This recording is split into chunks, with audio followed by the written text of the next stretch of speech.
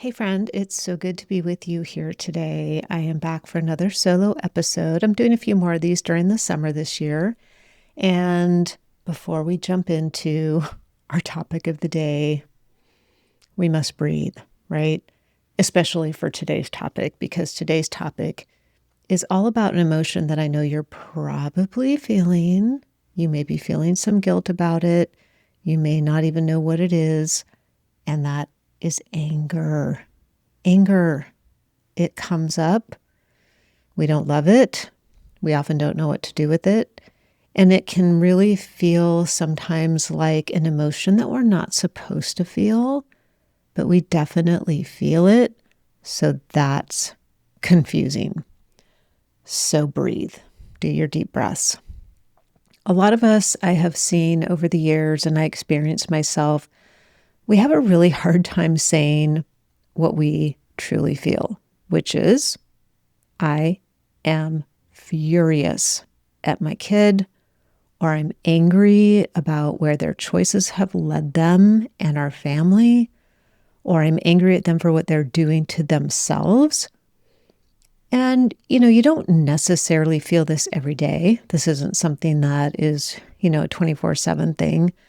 But sometimes it does crop up, usually when there's some sort of an incident, if there's a lot of drama, if there are police involved, those things.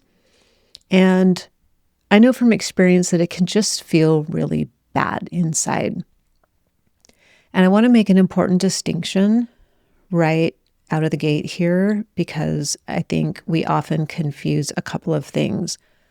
There is a big difference between having anger at the situation that you're in. So, this is unfair. I am exhausted. Things are scary. Versus having anger at your child specifically. And as parents, I think we conflate these, and then we can really feel like a monster or a really terrible parent. The distinction here is that anger at the situation, so back to that, I'm angry about where we are, I'm angry that my kid hasn't finished school, all those things, that is actually grief. I like to think about it as grief wearing a mask, a really angry mask with the eyes squinted, the little red emoji where everything's red and like squinted in.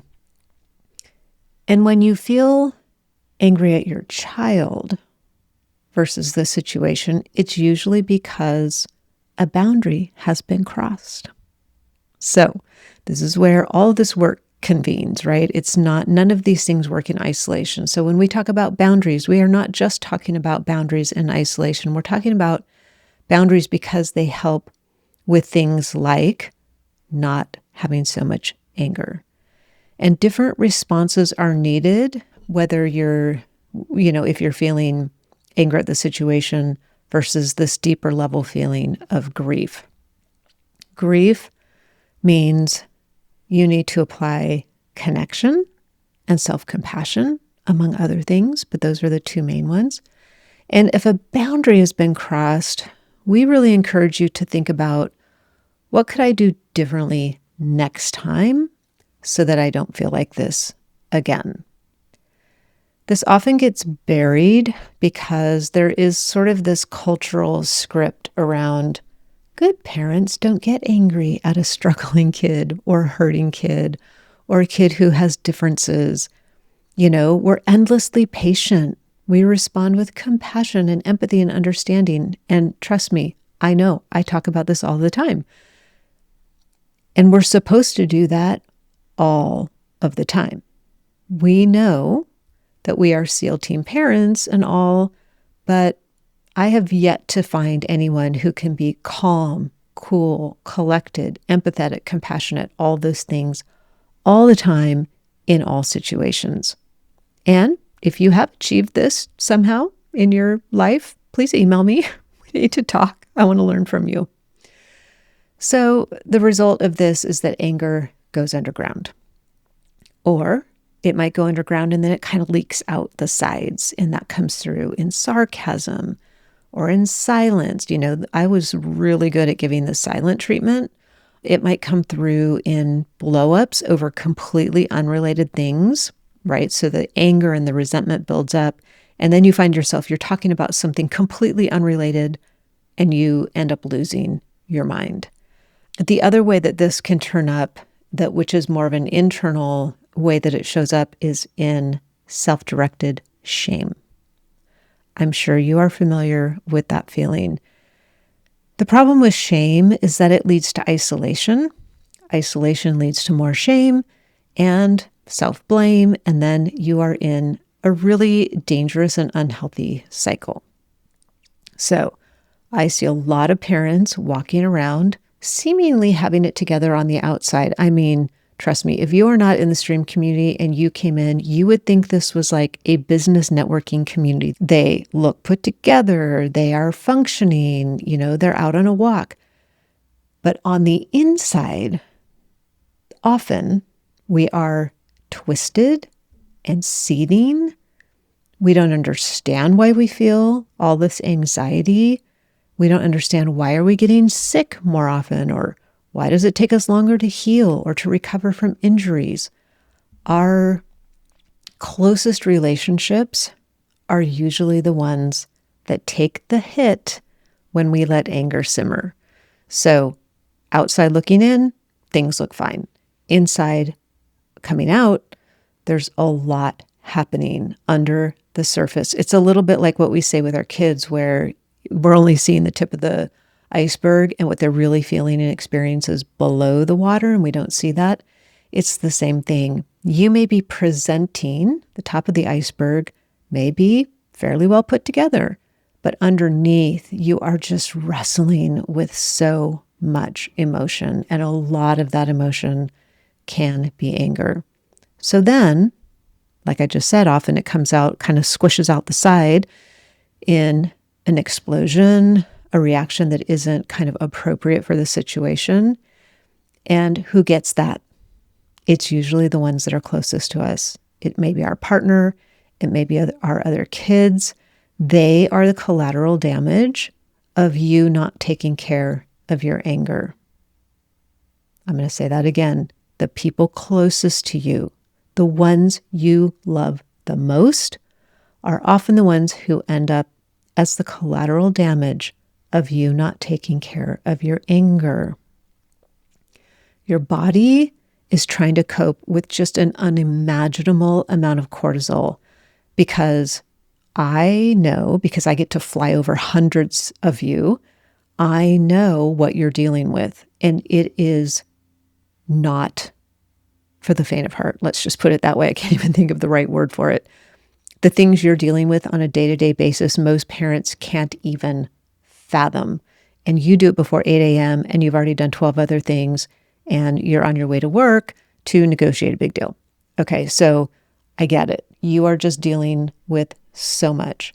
And your body also is dealing with all of this cortisol that is just simmering inside of you.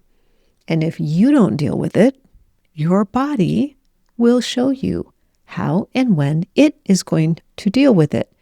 And it's probably not going to be at a convenient time, and it's probably not going to feel great. So what I would love for you to do is to reframe anger and reframe it as data. Not because I'm a data nerd, you know that I love data, but just think about your anger as a signal. It's not a character flaw. It is not some bad thing that you're not supposed to feel. Think of it as a data point. It is a signal to you that something you value got violated. That might be your trust. It might be your safety. It may be a limit that you set, a boundary that you set, or just your capacity to deal. And if you can look at anger as a flare going up instead of this kind of emotion that you are getting all tangled up in, it can help remove some of the kind of torture and agony that goes with whatever's happening around you. So you can think, okay, my body's telling me I'm feeling anger, and whatever that is for you, whatever those signals are for you, whether it's kind of a heat in your chest, butterflies in your stomach, kind of a throbbing in your head. You know what your signals are. When you feel that, you can say, okay, my body is telling me I am feeling anger. Now I can decide what I want to do with it. And notice the difference. There's a subtle difference there that I want to make sure you pick up on. Notice the difference between I'm angry and my body is telling me I feel anger. There's a big difference there. It is not you. It is what you are feeling. You don't have to eliminate it. You don't have to somehow shoo it out of the house and clean it up and tidy it up. You want to hear that signal, whatever the signal is in your body, but not let it kind of drive the bus, drive the car, whatever it is. You don't want it to control you.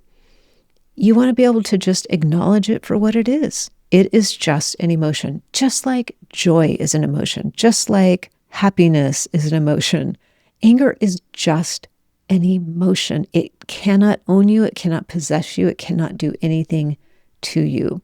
And what we would love for you to be able to do is to feel that without feeling guilty that it's there. It is just there. So if we can acknowledge all of that, we can move from this reactivity to response. And we talk about this quite a bit here on the Homestream podcast. And this is so important, which is why I'm bringing it up again. But reactivity is what happens when your anger fires straight into words and actions. It's heated. It's in the moment. Things are getting ugly. Things are being said that you really don't want to say. And this thing, this reaction, is what damages that fragile and critical connection with your child or with anyone. This also happens with spouses, partners, exes, all the people. Hey friend, if you've ever finished an episode of Hope Stream and thought, but what do I actually do when they come home tonight? That is what the stream was built for.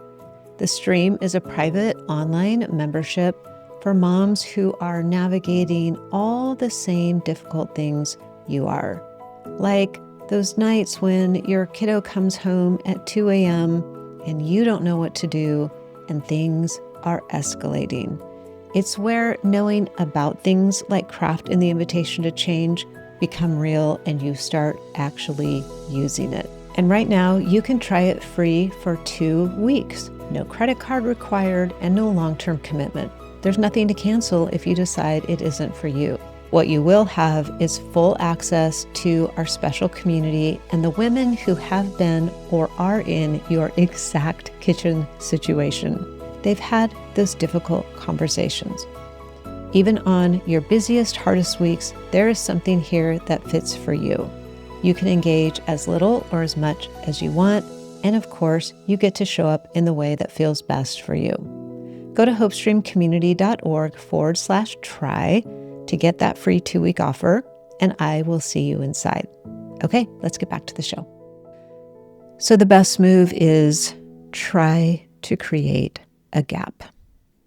You've heard me talk about this before. You've heard Kathy talk about this before. You've probably also heard the famous quote that is often attributed to Viktor Frankl, although it is not actually in his book, Man's Search for Meaning. That's a whole nother story I'll go into another time. However, it is in alignment with his work and often attributed to him. But that quote says, between stimulus and response, there is a space. In that space lies our freedom and our power to choose our response. In our response lies our growth and happiness. So you've probably heard that before.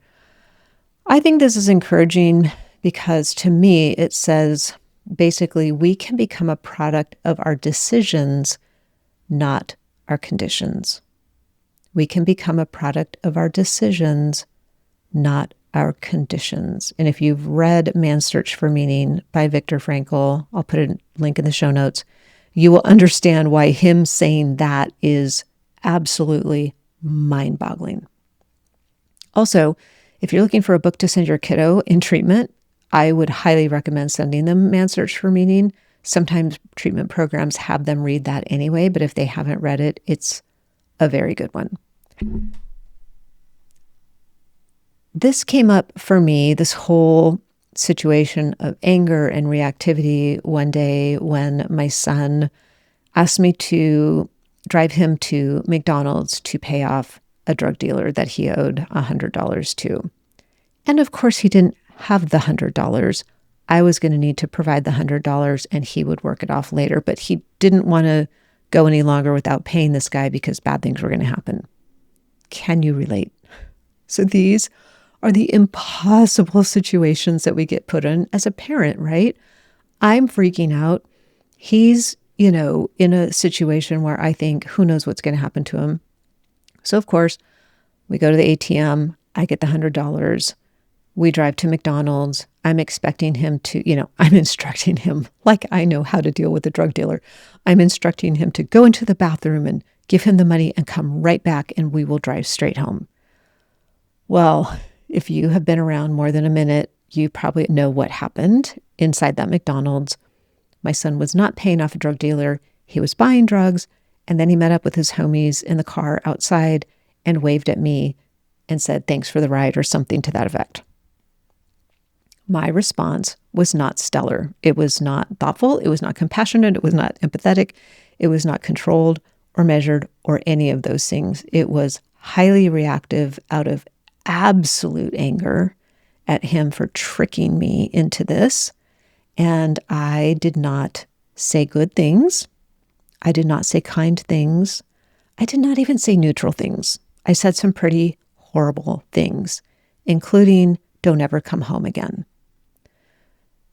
So this is where anger can get us into a lot of trouble because did I mean that? No. In the scope of things, of everything that we dealt with, this was kind of a minor situation, but I had been letting my anger build up for so long and my grief. And when I think about it, it's probably heavier on the grief side that I lost my mind in that situation, in that McDonald's parking lot. And I know you have a story similar. So this is something that is real. I just want you to know that everybody deals with it. I am not exempt. Kathy is not exempt. Nobody is. And I just tell you that because I think sometimes we can get lost in our stories and we think there's no way I could possibly deal with this in a controlled manner. Now, if I had had any of these skills, these craft skills and invitation to change and self-compassion and all of these things that we talk about at Hopestream, if I had even had a drop of those, I would have been able to react differently in that situation, to respond, maybe not with a lot of compassion or empathy, but I would not have lost my mind like I did. So now you're probably saying, okay, but what do I actually do with this anger? You're saying, I get it, Brenda, I get it. I need to learn how to recognize that I am feeling anger, that I am not anger. I need to check and see if I'm angry at my child because a boundary was disregarded, or am I really grieving our situation and it's manifesting itself as anger? I am supposed to be reacting thoughtfully after stepping into this magical gap, and then things will be better. Right. But what can I do in real life? I never, ever want this podcast to be a situation where you walk away thinking, well, that was nice, but I still don't have answers. Now, of course, in our community, we have way, way, way more answers and connection with other moms and all of that. But I want you to be able to pull your earbuds out at the end of this episode and be able to have an action that you feel like you can actually do. So what do you do in real life?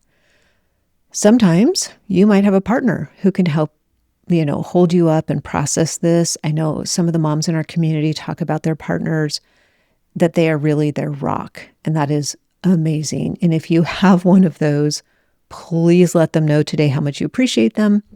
So you may have one of those, you may have a great partner, you may have a best friend who gets it.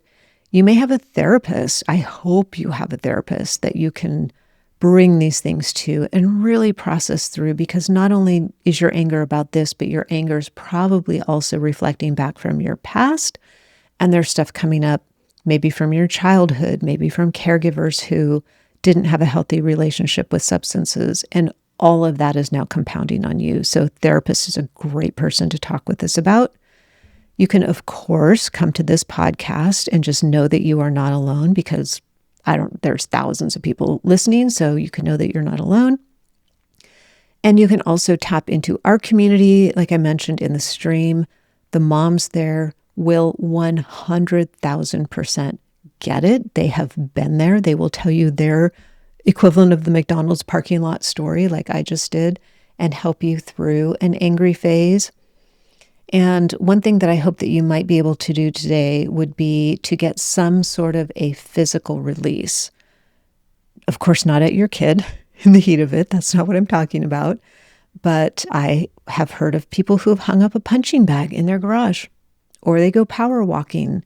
I know a lot of people have said, wow, one side benefit of this thing with my kid is I have lost a lot of weight, or I'm able to walk a lot longer than I used to, because that is their way of releasing those angry feelings.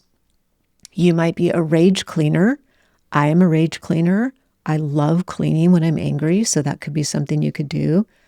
You might want to go on a long solo drive with your favorite music just cranked way up. Maybe you did that when you were 20 and that feels good to do again. Or you go on a long solo drive with no music, with nothing, completely silent. You might want to go on a hike outside where you can get some distance from whatever's going on and fresh air. There is nothing like being outside in the trees that can give you a different perspective. I have never heard anybody say, oh my gosh, I'm so bummed I went on that hike. I feel more terrible after it than I did before. And if you know me, you know when I say hike, I actually just mean a walk. It's not a hike, but you might like to hike. So do that if you're a hiker. But be clear, when you discharge your anger elsewhere, so you're not just discharging it at your child, you are discharging it somewhere else in the world, this does not mean that you are avoiding your anger, because I think there's confusion about that. Sometimes people will say, well, yeah, but I'm just not dealing with it. And if that's the case, if you are not dealing with it, so if you're just sort of going through the mechanics of discharging your anger and you're not sort of going deep with it, you are going to know, my friend, because if you are avoiding, it's actually just going to germinate and grow, and you're going to end up right back where you are today versus feeling better. So that's how you know the difference. If you start to feel better, if you're able to call it what it is, it's an emotion, it's not me. It's like any other emotion. Here's how I'm going to deal with it. Now, you may also need to put some boundaries in place. You may also need to find somebody to work through your grief with. So there's action that has to be taken. But those are all the things that are going to be signals to you that you're doing this right. If you're still feeling terrible, if you never feel better, and the anger just keeps simmering and exploding in times when you don't want it to, that's when you know you're not dealing with it and you are avoiding. So hopefully that made sense.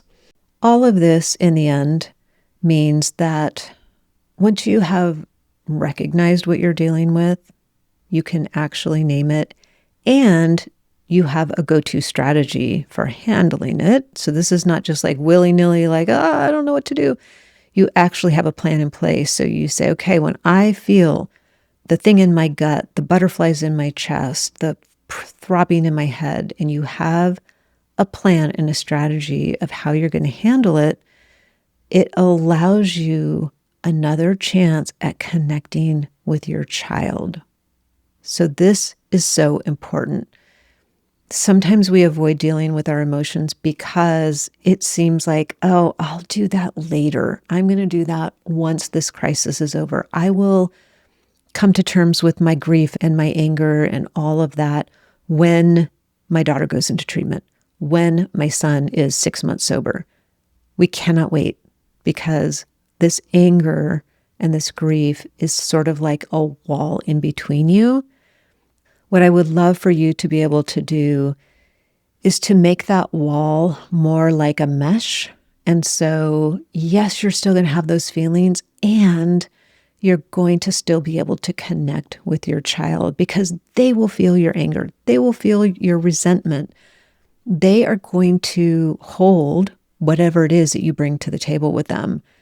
They, more than almost anyone, is going to appreciate you taking care of your anger, because then it's not going to land on them, right? It's not going to land on their back. They are already carrying a lot.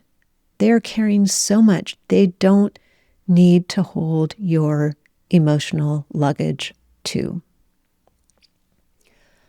My friend, I truly believe, as someone who has had to learn how to not continually stuff down my anger, stuff down my emotions, that this emotion, which can feel so disallowed as a parent, and often, if you're a mom, as a mom in particular, we feel disallowed to have this emotion. But if you are feeling it, it doesn't disqualify you as a good, solid, loving parent. Those two are not diametrically opposed. And I think we often think that they are. I think if you're feeling this, it might actually be proof of how much you care. Okay, my friend, I am so glad that you were here with me today. Do you want the resources from this episode?